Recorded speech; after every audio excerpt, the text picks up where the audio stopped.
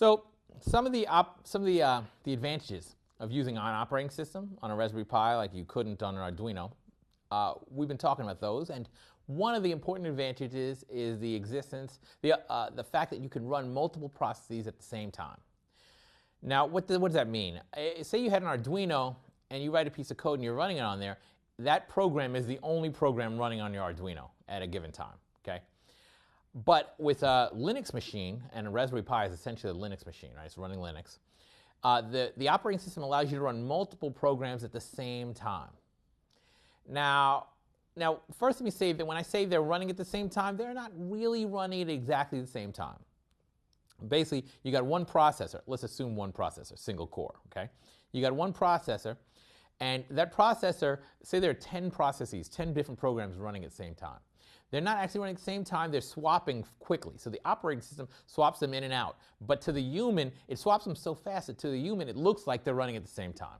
Okay? So there might be 10, 20 processes running at the same time, looking like they're running at the same time, even though they're swapping out in and out fast.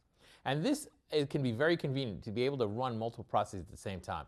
What we see on the screen here, we see a terminal window. So this is a Linux, actually this is my desktop. So this isn't actually, I didn't take this screenshot off of a Raspberry Pi, but it looks exactly the same. And what I'm doing there is I typed a command PS, which gives me a listing of all the processes running on my machine at the time when I did this.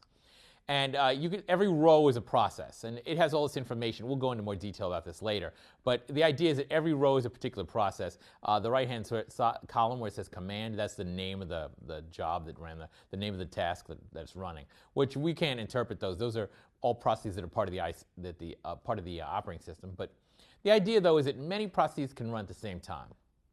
So why is that beneficial? Well, because on one hand, you might say, look, a human can only do one thing at a time. Right? So why do I need multiple things running at the same time? Well, it's nice to have multiple things running at the same time because you can have background processes that are handling things that, in the background for you that are helpful. Okay? So while you, the user, are interacting, maybe playing a video game or something like that, in the background there are processes doing other useful tasks. Which we'll talk more about this later when we get to in more detail about Linux in the next module. But that's a helpful thing. Now, another thing that operating systems give you is the ability to use different hardware devices easily. Okay. Now, you don't need an operating system to use different hardware devices. Take an Arduino. You can use different hardware devices by buying a shield, an Arduino shield, stick it on top, and then calling library functions, right? But in order to use a library device, use a hardware device in an Arduino, you have to write code. You as a programmer have to write a program that invokes certain library functions and uses the hardware device. Okay? So you can do it, but you have to write code to do it.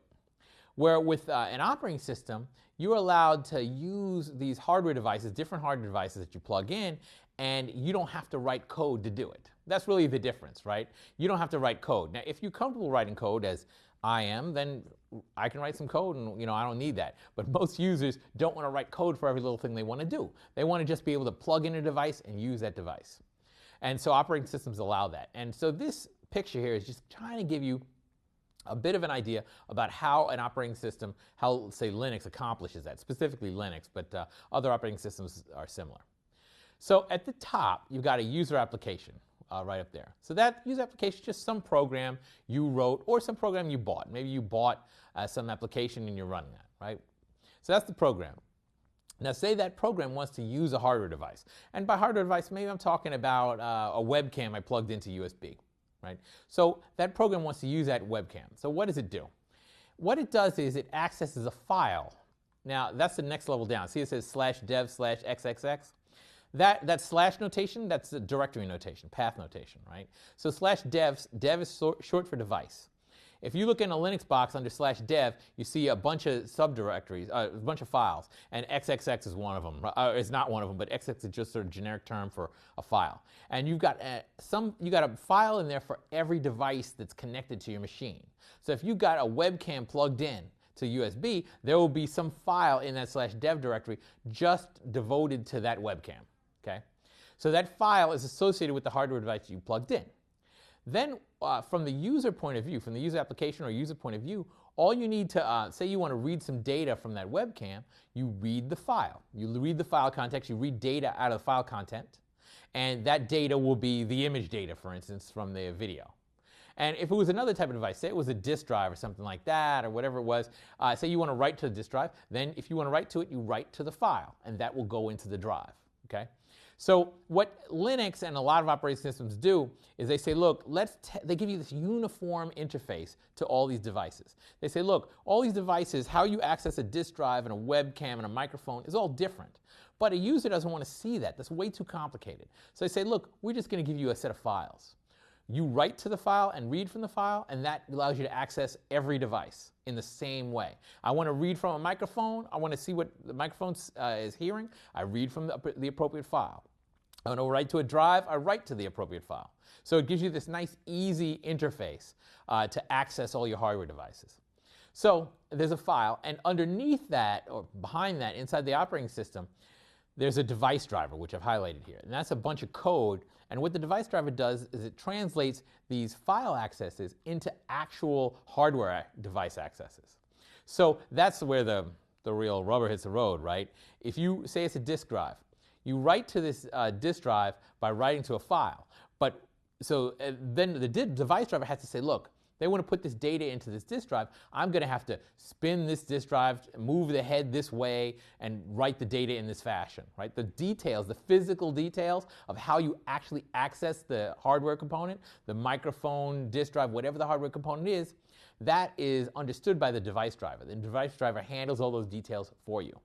So that's why if you ever take, say, a Windows machine, you plug in a new device, sometimes it'll say in the lower right, a little pop-up will say, oh, downloading device drivers, searching for device driver, and so on. It's looking for the appropriate device driver for that component to know how to access that particular component. And once it finds that, then it can use that, and it makes it very easy for a user to access any hardware device without having to write code explicitly for that purpose. So that's what a device driver is, and there are a set of them, libraries of them. And then underneath that is the hardware device, whatever the hardware device is, that is controlled by the device driver code. So this is another advantage of having an operating system, is that you can have these device drivers which are part of the operating system, and they deal with all the hardware interface details for you. All you have to do is access files, and it makes it a much easier, more pleasant interface. Thank you.